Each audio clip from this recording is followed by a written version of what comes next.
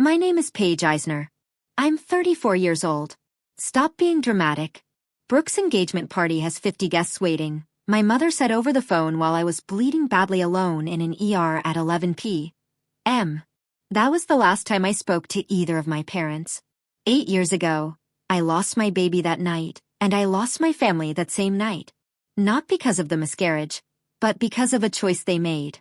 A choice I still can't unhear. What I didn't know was that someone in that family never actually left. For 8 years, he was there. In the back row of every graduation, behind every anonymous gift, inside every envelope I thought came from a scholarship fund. I just didn't know.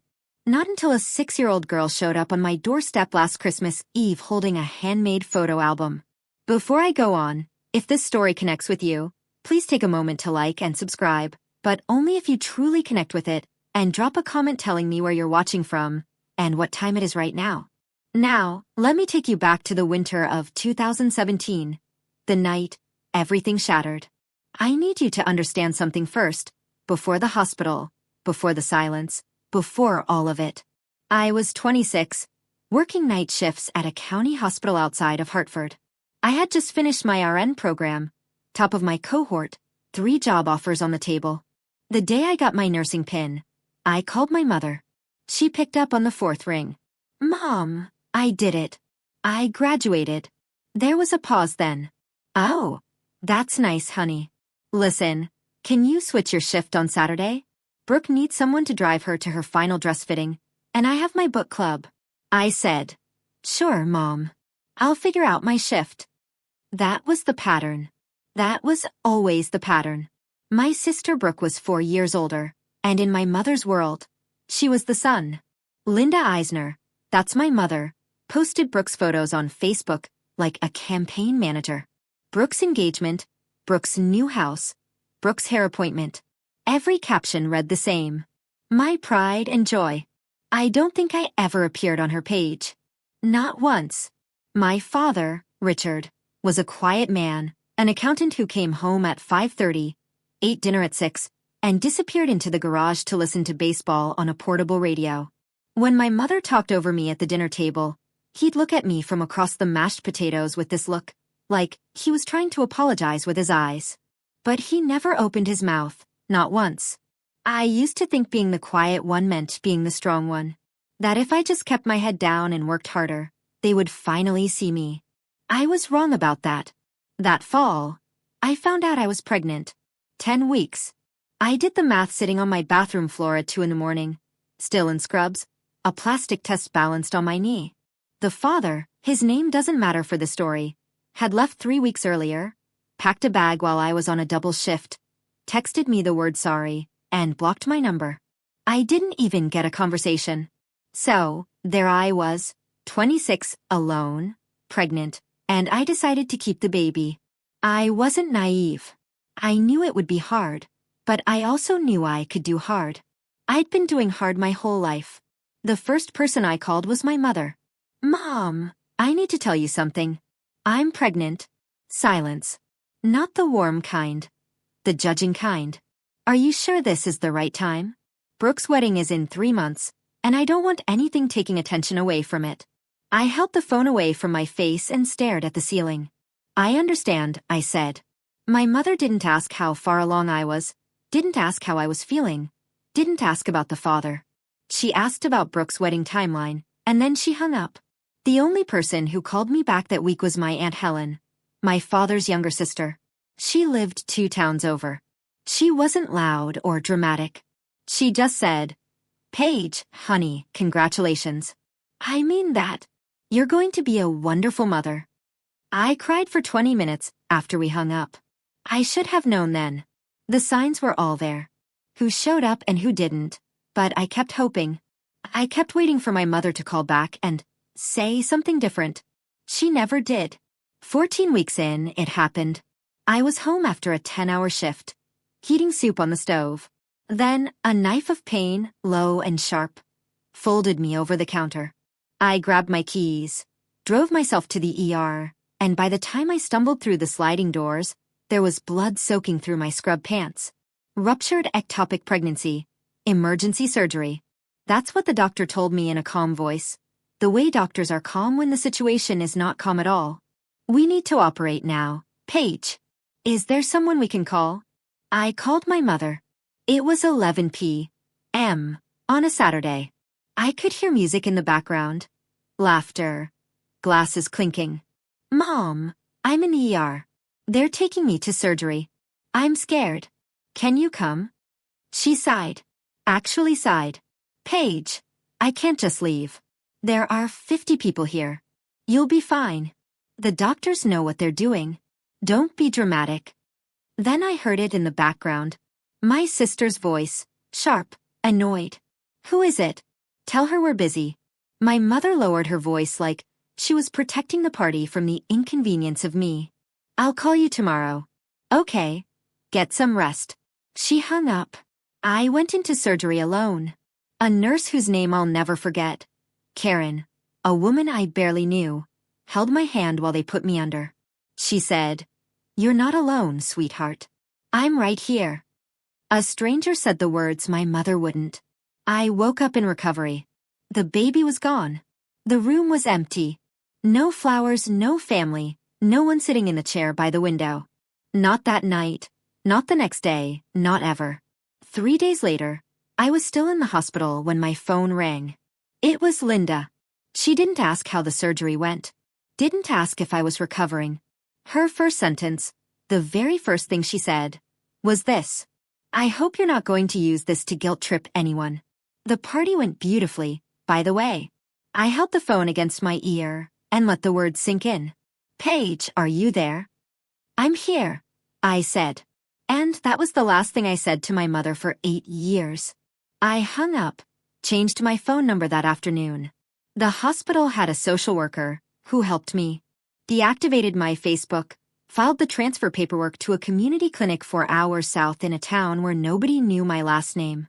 Within 2 weeks, I was gone. My mother called my old number. Nothing. She called Aunt Helen and screamed, "Your niece is being selfish. She's punishing me for one phone call." One phone call. That's what she reduced it to. One phone call. While her daughter bled on a gurney and lost a child and woke up to a ceiling she didn't recognize and a silence that swallowed her whole. I didn't leave to punish anyone. I need you to understand that I left because staying would have killed me. Not my body, but everything inside me that still wanted to believe I mattered to them. And if I stayed, I would have spent the rest of my life reaching for a hand that was never going to reach back. So, I stopped reaching. And that should have been the end of the story. Except someone in my family didn't accept the ending. 2 years after I disappeared, a letter arrived. Not an email, not a text, an actual letter, handwritten on lavender stationery from Aunt Helen. She tracked down my new address through a mutual friend at the hospital where I used to work. I almost threw it away. I was done with the Eisner family and everything it contained. But I knew Helen. She was the only one who'd called to say congratulations.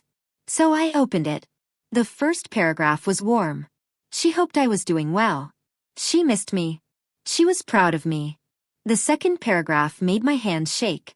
"Your mother has been telling people you left because of a mental health crisis." She wrote a letter to Pastor Thomas at Grace Community Church. She told him you'd been diagnosed with a severe personality disorder.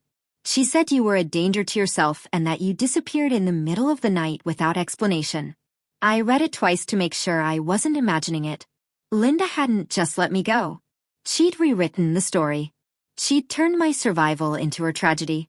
Helen wrote that Linda now hosted monthly family dinners, invited all the aunts, uncles, cousins, and at each one, she'd pause before the meal and ask everyone to bow their heads for Paige. A full minute of prayer for me. The daughter who hadn't been diagnosed with anything. The daughter who left because her mother chose a party over her life. Everyone believes her, Helen wrote. She's very convincing. At the bottom of the letter, one more line, almost a footnote, easy to miss. Your father asked me to keep the original letter your mother sent to Pastor Thomas, just in case. I didn't understand what that meant. Not yet. I kept going.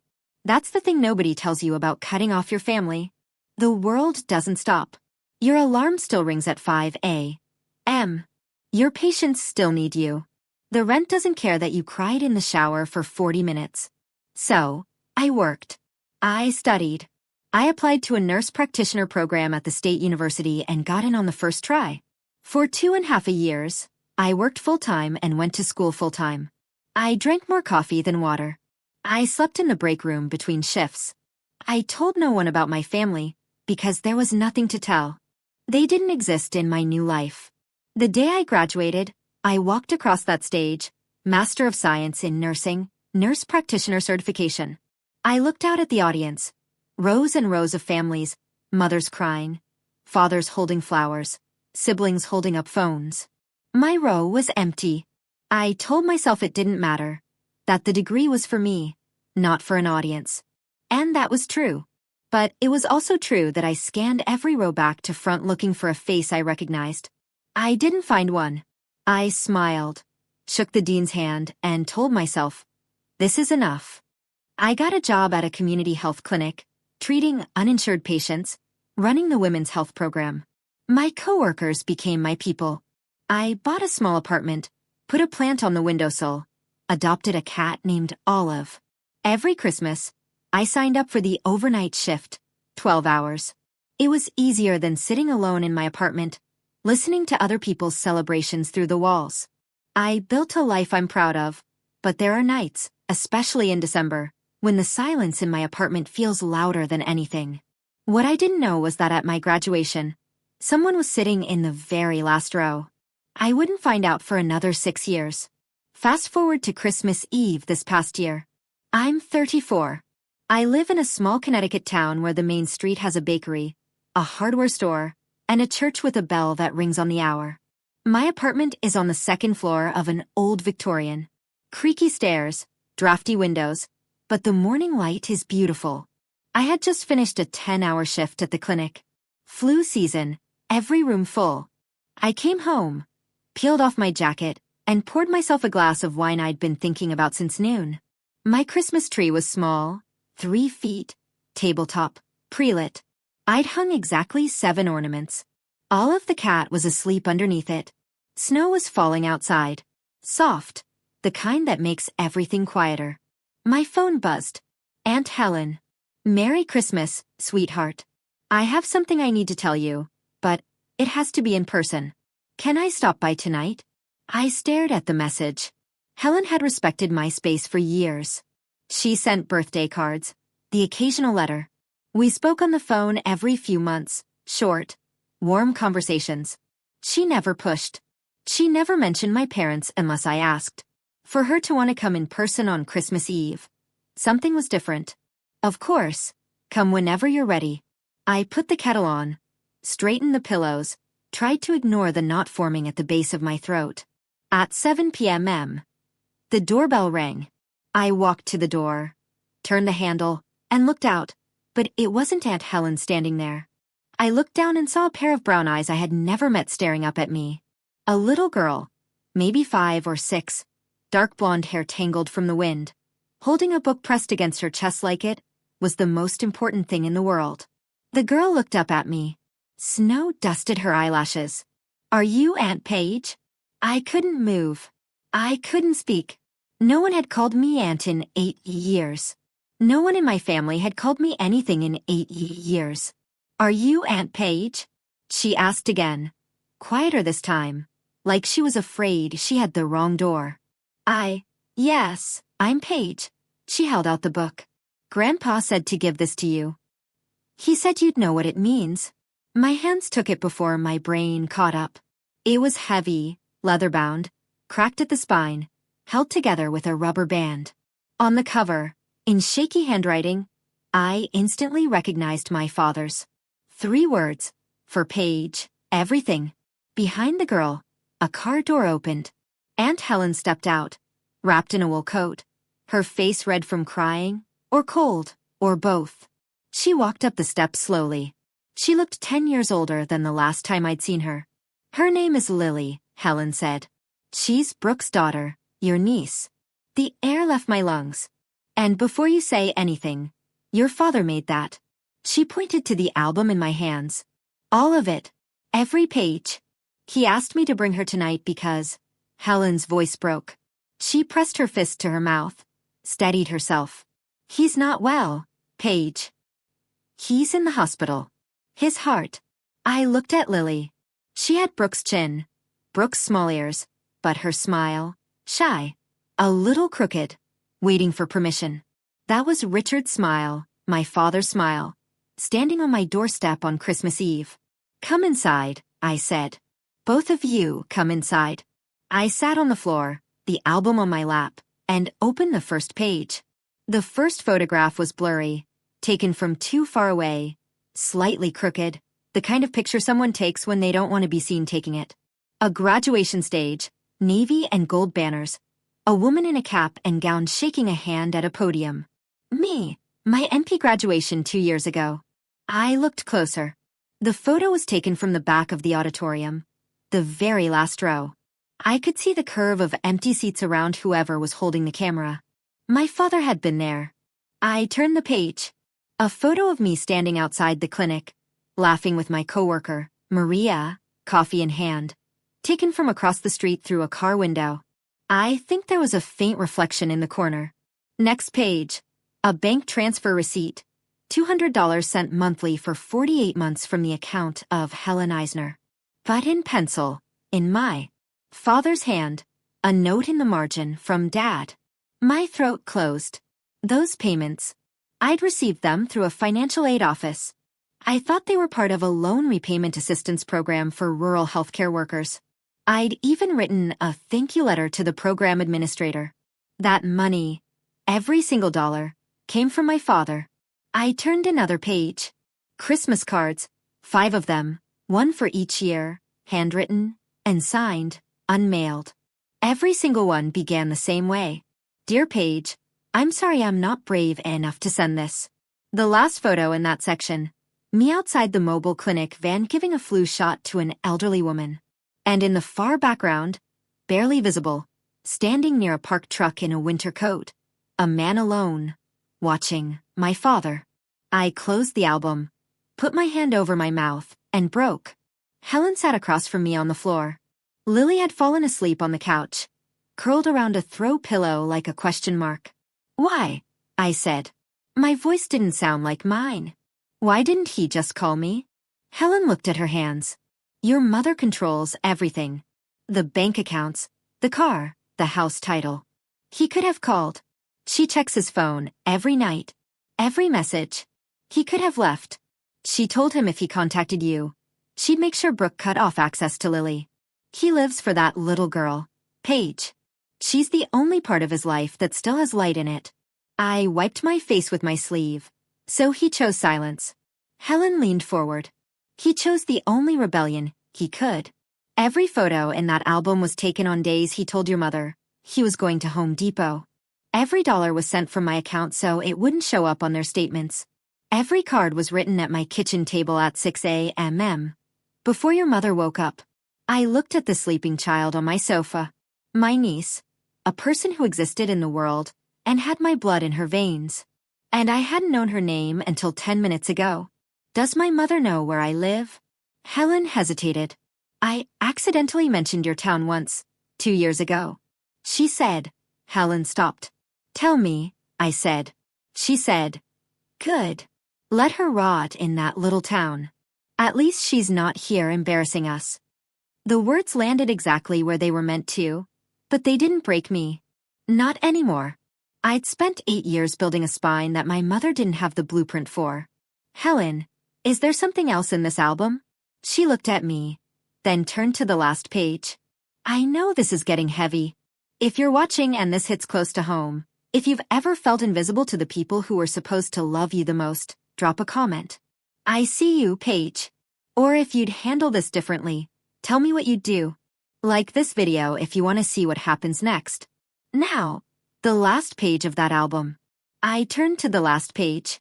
It was a photocopy, slightly grainy, like someone had pressed the original against a library scanner. A letter typed on Grace Community Church stationery, dated 6 years ago. I recognized my mother's way of speaking before I finished the first line. Nobody else talked like that.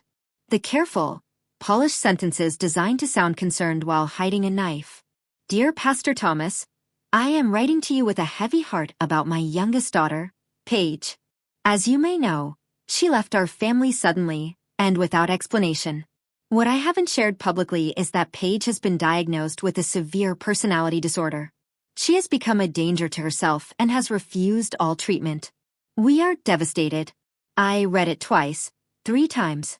None of it was true, not one word. I had never been diagnosed with anything. I had never refused treatment for anything. I left because my mother told me to stop being dramatic while I was losing my baby, and she had put it in writing, sent it to a pastor, let it spread through a congregation of people who knew my name. How did Dad get this? My voice was flat. Pastor Thomas gave him a copy, Helen said quietly. He kept the original in his office. He told your father it didn't sit right. That a mother who writes a letter like that but never once asked the church to visit her daughter or offer help. Something didn't add up. Why didn't Dad use this sooner? Helen looked at the sleeping girl, then back at me. He was afraid of losing everything. But 2 months ago, they found a blockage in his heart. He's scheduled for surgery on the 26th, and he told me, if I don't make it, at least let Paige know she was never forgotten. And then Helen said something that changed everything. Your mother organized the Christmas Eve service at Grace Community this year. I looked at Helen. She what? She's giving a speech tonight about family forgiveness. And Helen paused, choosing her words carefully. The pain of losing a child who chose to leave. I almost laughed. Almost. But the sound that came out of my throat wasn't laughter. It was something older and sharper. She's performing, I said, in a church on Christmas Eve. She's been rehearsing for a week. The whole congregation will be there. 60, maybe 70 people. The same people who got that letter. The same people who pray for you every month like you're some morning story. I stood up, walked to the window. Outside, the snow was falling harder. The street lamp threw a cone of yellow light across the sidewalk. Somewhere down the block, I could hear carolers. I looked at Lily on the sofa, at the album on the floor, open to the page with the Christmas cards my father had written and never sent. At the photo of him standing alone in the snow outside my clinic, watching me through a window like a man visiting a grave. I'm not going there to fight her, I said. Helen nodded. No one's asking you to fight. Then what are you asking? She stood, walked over to me, put her hand on my shoulder gently, the way you touch someone who might fall apart. If you don't go, her version of the story is the only one that survives. And your father lying in that hospital bed, he'll know he spent 8 years building that album for nothing. I looked at the album again. Then I looked at my phone. Then I did something I hadn't done in 8 years. The phone rang twice before he answered. Grace Community Church, this is Pastor Thomas. Pastor Thomas, this is Paige Eisner. A long pause, not uncomfortable, more like the pause of a man who'd been waiting for a phone call he wasn't sure would ever come. Paige, his voice softened. I've been hoping to hear from you. You have. I've been waiting for this call for 6 years, if I'm being honest. I kept that letter your mother sent because it didn't sit right with me. A mother who writes that about her daughter, but never once asks me to visit you. Never asks the church to reach out. Never gives a doctor's name or a treatment center. She just wanted people to know her version. My chest tightened, not from pain, but from something that felt dangerously close to being believed. I'm not asking you to take sides, Pastor. I'm not taking sides. I'm standing with the truth. There's a difference. I pressed my forehead against the cold window glass. Can I come to the service tonight? You're always welcome in God's house, Paige. You always have been. I didn't lay out a strategy. I didn't plan an ambush. I want you to understand that clearly. I wasn't going to that church to embarrass my mother or create a scene. I was going because for 8 years, a woman had stood at a podium in front of people I grew up with and told them I was broken. And I was going to walk in whole, standing, breathing, and let my presence be the answer. Helen would take Lily home. She didn't want the child there for what might happen. I agreed. I would go alone. I pulled on my coat, the same navy pea coat I'd worn to work that morning, still smelling like antiseptic and coffee, and drove to Grace Community Church. The parking lot was full. I sat in my car for 3 minutes, engine off, watching people walk through the front doors of Grace Community. Families in Christmas sweaters, children carrying candles, an older couple holding hands. Normal people living normal lives, unaware that the woman who organized this evening had spent 6 years lying to all of them about her own daughter. I got out. The air hit my face, sharp, clean, below freezing. My scrubs were still under my coat. I hadn't had time to change. I looked like what I was, a woman who'd just come from work. I walked in through the side entrance. The sanctuary was warm. Candles lined every windowsill. A small orchestra was playing "Oh Holy Night" near the altar. The pews were packed.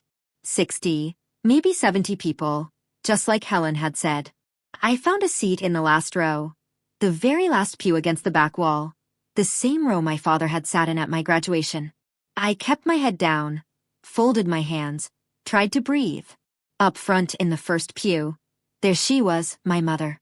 Linda Eisner, 62 years old, silver blonde hair, freshly styled, wearing a red silk blouse that probably cost more than my electric bill.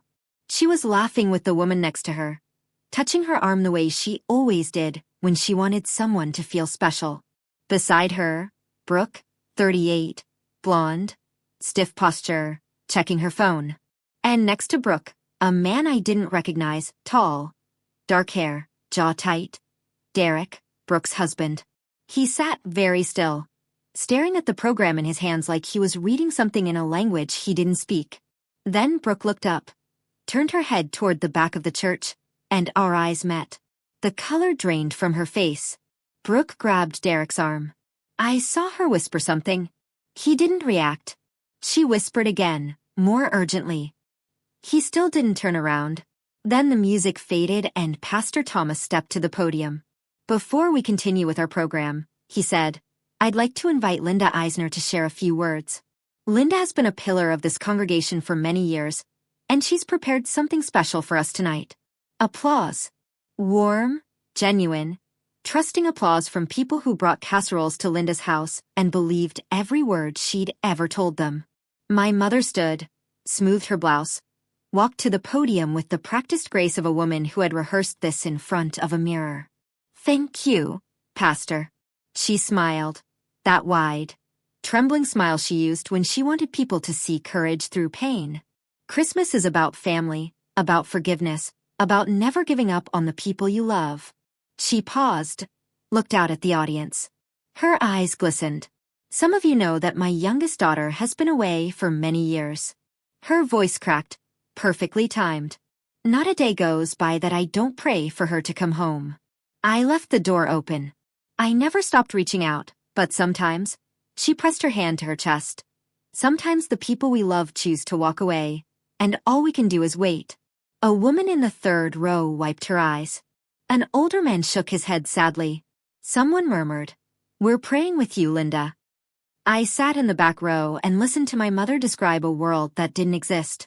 A world where she had reached out, where she had left the door open, where she had done anything at all except hang up the phone while her daughter bled. My hand tightened around the strap of my bag. Brooke stared at the floor. Linda finished to applause. She dabbed her eyes with a tissue. She'd brought one tucked into her sleeve, pre-folded. Even the tears were planned. She stepped down from the podium, and Pastor Thomas thanked her. People reached out to touch her arm as she walked back to her seat. She accepted each one like it was a prize. Then she turned toward the back of the church. Maybe she felt it. Maybe someone's eyes had shifted. Maybe the air changed. She saw me. Her smile froze. Not faded. Froze like a paused frame. Her right foot stopped in the aisle. Her hand, still raised from taking someone's sympathy, hung in the air. 3 seconds, that's how long it lasted. 3 seconds of my mother's real face, the one under the act. Then the mask slid back on. "Oh my God." Her voice carried across the sanctuary. She pressed both hands to her mouth. "Paige, is that you?" She began walking toward me, arms opening wide, tears already flowing. "My baby came home on Christmas Eve. My baby came home." People gasped. A few clapped. An elderly woman clasped her hands like she was seeing a miracle. Linda moved down the aisle with her arms wide open, sobbing, acting out the reunion she'd practiced for an audience she'd already prepared. I stood up. I didn't step forward.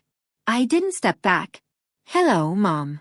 She reached me, wrapped her arms around me, pulled me tight. I didn't hug her back. My arms stayed at my sides. She pressed her mouth to my ear, her voice dropping to a whisper no one else could hear. Every bit of warmth disappeared. "Don't you dare make a scene. Smile now." She said it like an order. The same voice she'd used my whole life. But this time, I didn't obey. I stepped back. One step, just enough to break her grip. "I didn't come here for a reunion, Mom." My voice wasn't loud. It wasn't angry. It was the voice I use when I'm telling a patient something they don't want to hear. Steady, clear, kind enough to be decent, firm enough to be unmistakable. Linda's eyes flickered. She glanced sideways at the congregation, calculating, then smiled wider. "Paige, sweetheart, we can talk about this at home, not here. You chose here to tell your story. I think here is fair." Someone in the third row shifted in their seat.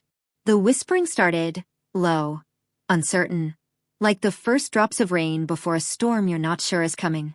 Linda turned toward Brooke.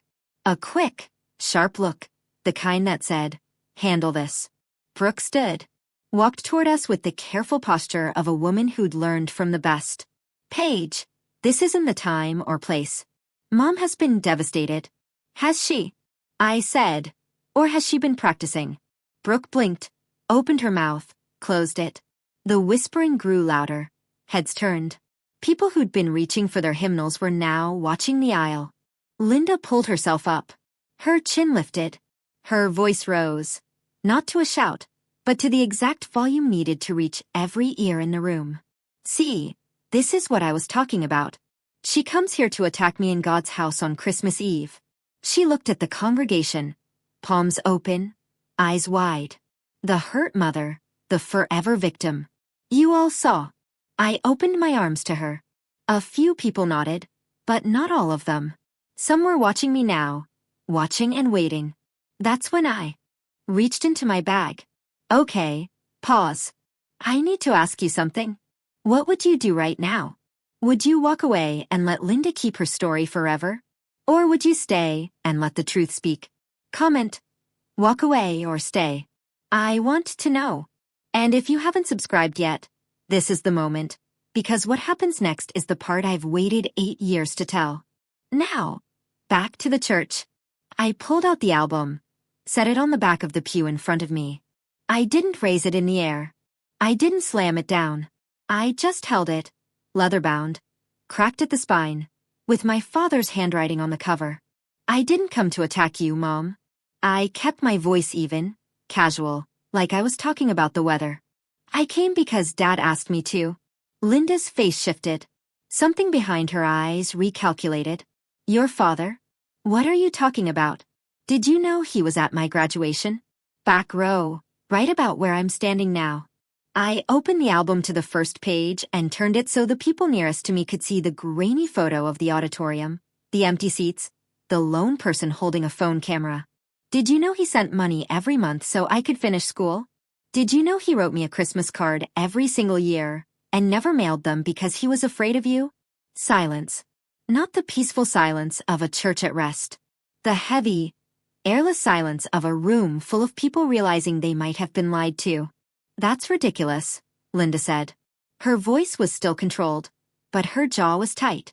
"Your father agrees with me completely. He always has. Dad is in the hospital right now. Heart surgery on the 26th. I closed the album gently. He made this album, every photo, every receipt, every unsent card, because he didn't know if he'd get another chance to tell me the truth." A whisper moved through the pews. The woman who had wiped her tears during Linda's speech was now staring at my mother with a completely different look. Nobody was clapping anymore. I opened the album to the last page, held it steady. "This is a letter you wrote, Mom, 6 years ago to Pastor Thomas." Linda went pale, not pink, not flushed, white. The kind of white that starts at the lips and spreads outward. I read it aloud. I didn't shout. I read it the way I read lab results to patients. Clearly, without drama, because facts don't need volume. You told Pastor Thomas I'd been diagnosed with a severe personality disorder. You said I was a danger to myself. You said I left in the middle of the night without explanation. I lowered the album. Looked at her. None of that is true. I left because you told me to stop being dramatic while I was losing my baby in an emergency room. And then you hung up. 60 people heard it. The gasp was not dramatic. It was small and scattered. The sound of a dozen people breathing in at once, like wind catching a door. An older woman in the fourth row pressed her hand to her mouth. A man near the aisle shook his head slowly. Pastor Thomas stood. He didn't rush. He walked to the center of the aisle with the measured calm of a man who had carried a weight for 6 years and was finally allowed to set it down. I can confirm I received that letter, he said. I kept the original because something about it didn't feel right to me. I have it in my office. Linda spun toward him. Thomas, how dare you? I'm not taking anyone's side, Linda. I'm confirming a fact. Brooke jumped to her feet. Paige, you're being manipulative. Mom was just trying to protect our family. And then a voice no one expected spoke from the first row. Derek, sit down, Brooke. Every head turned. Derek stood slowly. He was tall. And in that small church, he seemed to fill the entire aisle. His hands were at his sides. His voice was steady, but there was a tremble in it. The kind that comes not from weakness, but from a man saying something he's held inside too long. I need to say something I've known for 2 years. Brooke's face fell apart. Derek, don't. He didn't look at her. He looked at me. Brooke told me during an argument. She said she heard your phone call that night, the night you were in the ER. She heard you ask your mother to come. He paused, swallowed, and she told Linda not to go. She said, don't go. The guests are about to arrive. The church went so quiet, I could hear the candles hissing on their wicks. I have a daughter, Derek continued. Lily. She's 6 years old, and I think about what kind of world I'm teaching her to live in if I keep this quiet. Brooke grabbed his arm. Derek, shut up. No. Linda stepped forward, her voice cracking open now, the mask fully slipping. This is slander. You're all attacking me. Mom, I said it the way you'd say it to stop a child from running into traffic. Not angry, just clear. I didn't come here to attack you.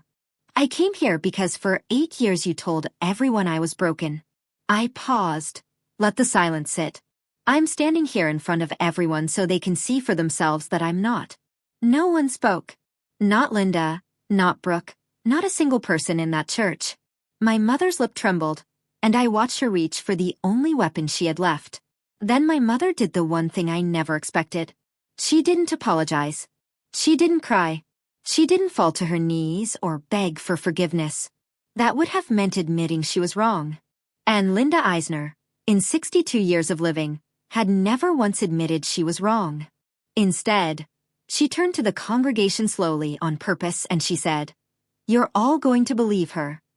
Her voice was ice. After everything I've done for this church, I organized the bake sales. I ran the Christmas drive. I was here every single Sunday while she pointed a finger in my direction without looking at me, was off doing God knows what in some town nobody's heard of. Nobody answered. Fine. She straightened her blouse, lifted her chin. Fine, if that's how it is. She turned to the first pew. Brooke, we're leaving. Brooke didn't move. For the first time in 38 years, Brooke Eisner Caldwell did not stand when her mother told her to stand. She sat with her hands in her lap and her eyes on the floor, and she didn't move. Linda looked around the room at the faces she'd carefully collected for years, the women she'd organized potlucks with, the men she'd sat beside at fundraisers. Not a single one of them stood to leave with her. She walked up the aisle alone, her heels clicking against the stone floor. At the door, she stopped, turned, looked at me one last time. You always were ungrateful. Merry Christmas, Mom, I said. She pushed through the heavy wooden door. A gust of December air rushed in, cold and sharp and clean. Snow swirled across the doorway, and then the door closed behind her, and she was gone. The candles on the windowsills flickered from the draft, then steadied, then burned still. For a moment, nobody moved. Then Pastor Thomas walked to me, not quickly, with the unhurried warmth of a man who'd been a shepherd for 30 years and knew that sometimes the most important thing is simply showing up. "Welcome home, Paige," he said, and he shook my hand. Behind him, a woman stood from the fifth pew. Ruth Adler, 81 years old. I remembered her from childhood. She used to bring lemon bars to every church picnic and call all the kids sugar. She walked straight to me and put her arms around my shoulders. "I'm so sorry, honey. We believed her. We shouldn't have." I hugged her back. "You believed what you were told. That's not your fault. Others followed one by one. Not everyone. Some stayed in their seats, unsure, stuck between the story they'd believed for years and the one standing in front of them. I didn't blame them. Belief is a hard thing to change in a single evening. But enough people came. Enough to fill the silence my mother had left behind. When the crowd thinned, I looked at the first pew. Brooke was still sitting there. Derek was beside her, not touching her, not comforting her, just sitting. I walked over, stood in front of my sister. She looked up. Her mascara had run. She looked smaller than I remembered. "I'm not going to pretend I'm okay with what you did," I said. "But I'm not going to hate you either. Not tonight." Brooke opened her mouth. Her chin wrinkled. Her voice came out like something squeezed through a crack. "I'm sorry. Saying it is the easy part," I told her. Then I turned and walked to the side exit of the church into the cold toward my car. I had somewhere to be. The hospital was 40 minutes away. I drove through empty streets with the radio off. The windshield wipers beat a rhythm against the snow. Steady, patient, relentless. The same rhythm my father had kept for 8 years. I arrived at Hartford County Medical at 10:15 on Christmas Eve. The parking lot was almost empty. The lobby smelled like floor cleaner and fake pine. A nurse at the desk recognized me. "I'd done a rotation here years ago. Room 412, she said. "He's been awake all night. I think he's waiting for someone." I took the elevator, walked down a hall, stood outside room 412, and looked through the glass. Richard Eisner, 66 years old, lying in a hospital bed with N4 in his arm and a heart monitor beeping softly beside him. His hair was thinner than I remembered. His face was gray, but his eyes, open, alert, fixed on the door. Those were the same eyes that had looked at me across dinner tables for 26 years, trying to apologize without words. I pushed the door open, stepped inside, and we looked at each other. For the first time in 8 years, my father and I were in the same room. No distance, no camera zoom, no rubber-banded album between us. I set the album on the edge of his bed. "I got your gift, Dad." His face crumpled. Not dramatically. Slowly. The way a dam breaks when water has been pushing against it for so long that it doesn't explode. It just gives way. I should have been braver, Paige. Every single day. I should have been braver. I took his hand. It was thin and warm. "You were there," I said. "In every back row. In every envelope. You were there." He cried. I'd never seen my father cry before. Not once in my whole life. "I'm not ready to forgive everything," I told him. "But I'm here, and I'm not leaving." "That's enough," he said. "That's more than enough." We sat together for a long time. The heart monitor beeped. Snow hit the window in soft taps. Somewhere down the hall, a nurse was humming Silent Night. Eventually, Richard spoke again quietly, like a man sharing a secret he'd been practicing for months. "I need to tell you something else." I squeezed his hand. "Okay. 6 months ago, I contacted a lawyer through Helen. Your mother doesn't know. I waited. I filed for legal separation last month. My half of our assets, the savings, my pension, the investments. I've set up a trust for you and for Lily." I stared at him. "Dad, it's not about the money. It's about her not being able to hold it over anyone anymore. Not me, not Helen, not that little girl." He looked at the ceiling. Your Aunt Helen is my power of attorney if anything happens during the surgery. She'll handle everything. I didn't know what to say. This quiet man, this man who had spent 40 years nodding silently at the dinner table while his wife controlled the thermostat, the budget, the guest list, the story, had spent 6 months taking the cage apart from the inside. Dad, that's huge. He almost smiled. It's 8 years overdue. I didn't celebrate.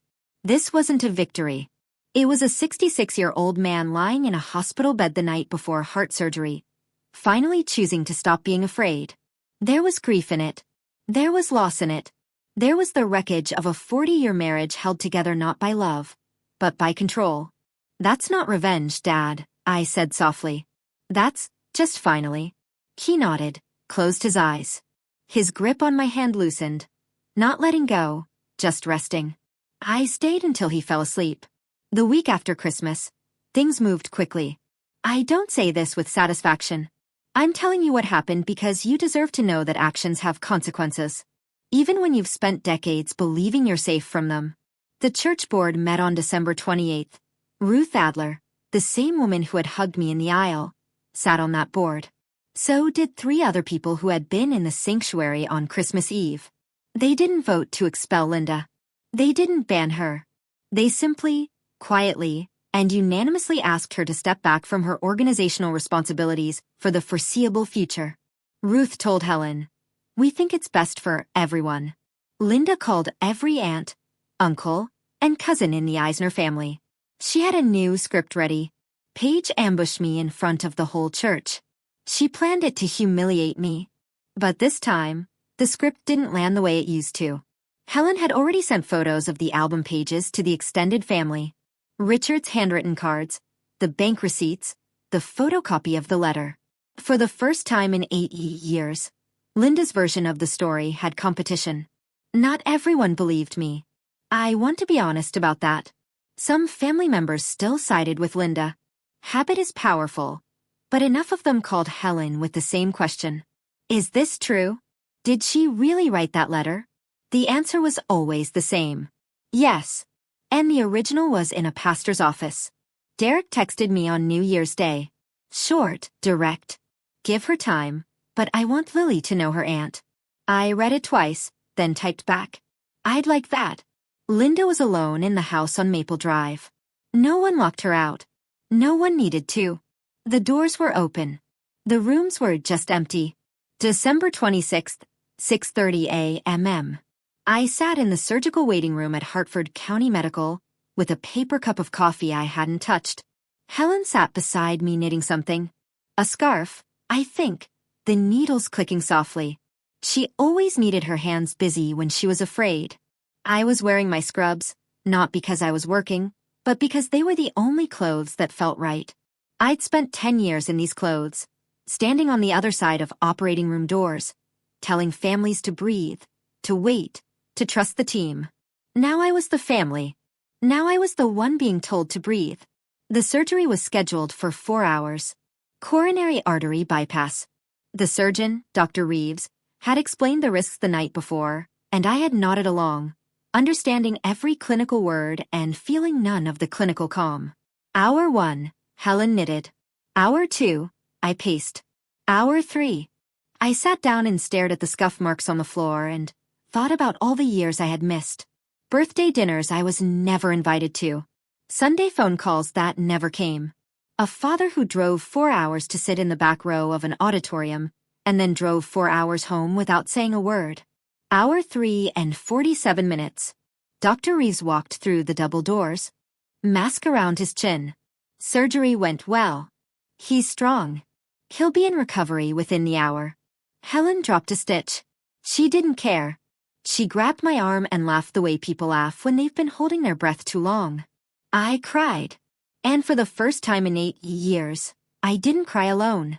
When Richard opened his eyes in recovery, I was there sitting in the chair by the window, the chair that had been empty the last time I woke up from surgery. He saw me, smiled. You're still here. I'm still here, Dad.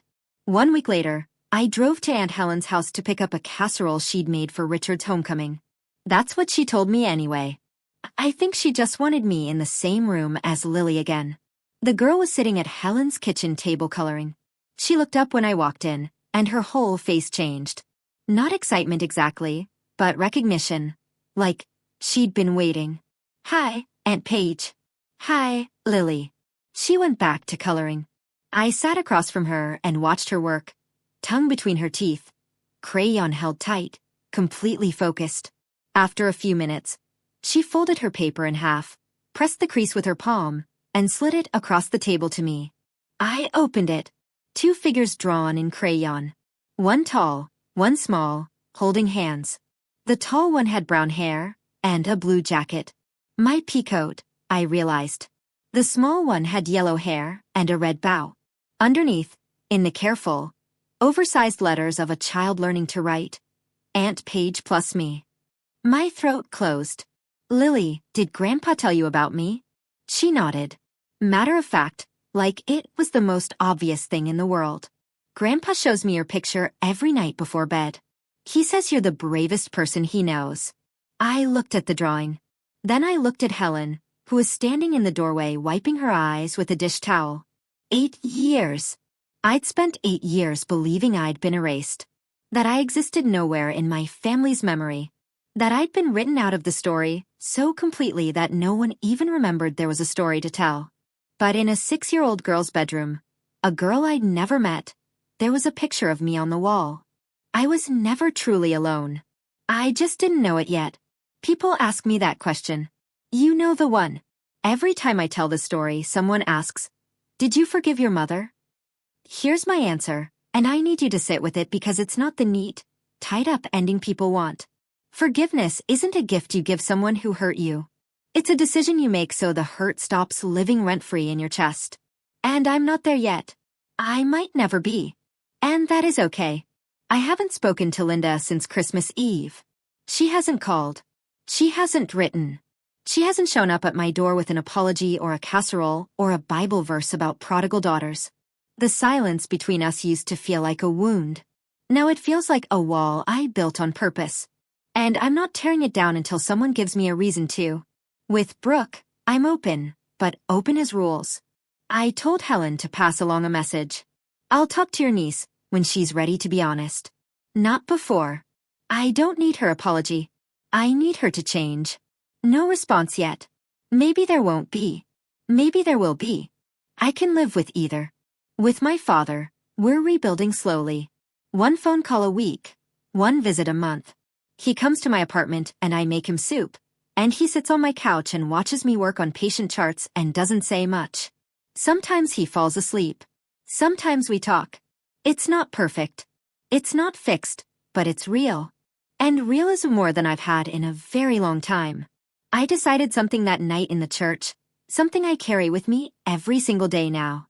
Blood doesn't erase behavior. I decide who gets access to my life. I decide who earns the chair at my table, and I set it for myself first. This Christmas was different. I didn't sign up for the overnight shift. For the first time in 8 years, I wasn't at the clinic on December 25th. I was home. My apartment still has the creaky stairs and the drafty windows. But the table, the small kitchen table where I used to eat cereal alone at 7 a.m., had 3 extra chairs pulled up to it. Richard sat on the couch. He's thinner now and slower, but his color is good. And his doctor says the bypass is holding. He was helping Lily hang a paper snowflake on the tree, my tree, which this year was 5 feet tall and had more ornaments than branches. Helen was in the kitchen doing what Helen always does, feeding people. The whole apartment smelled like garlic and rosemary and something chocolate cooling on the counter. Derek had brought Lily that morning. He and Brooke are separated now. That's not my story to tell, and I won't pretend to know all the reasons. But he stood in my doorway, handed me a bag of Lily's things and said, "Thank you for letting her be here." I said, "Thank you for bringing her." Brooke sent a card. 2 words inside. "I'm sorry. I don't know if that's a beginning or an ending. I don't know if she means it the way it needs to be meant, but I put the card on my windowsill next to a photo of my father at my graduation, printed from the album, framed in a $5 frame from the pharmacy. Lily sat on the floor drawing. She draws all the time now. Every picture has two people holding hands. I looked around the room. Small, warm, imperfect, full. Last Christmas, a little girl knocked on my door holding a book. This Christmas, she's sitting on my living room floor drawing pictures of the two of us. Some stories don't have neat endings, but this one has a beginning. And that's enough. If you're still here, and I hope you are, I want to say something directly to you. Not as a character in a story, as a person. If you recognized any of this, the favoritism, the gaslighting, the way a parent can smile for the room while hurting you behind closed doors, I want you to know something. Walking away isn't giving up. Walking away is sometimes the bravest thing you'll ever do. I know because I did it at 26, alone in a hospital gown, and it saved my life.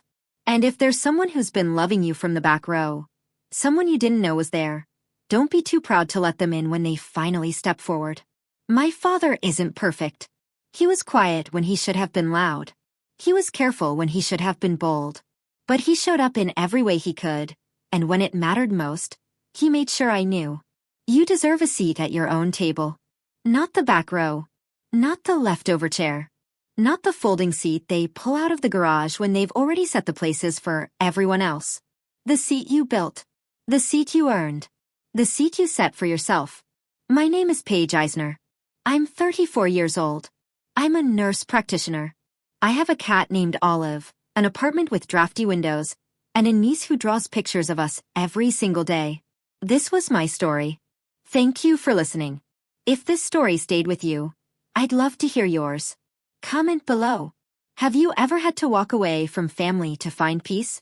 Or did someone love you from the back row without you knowing?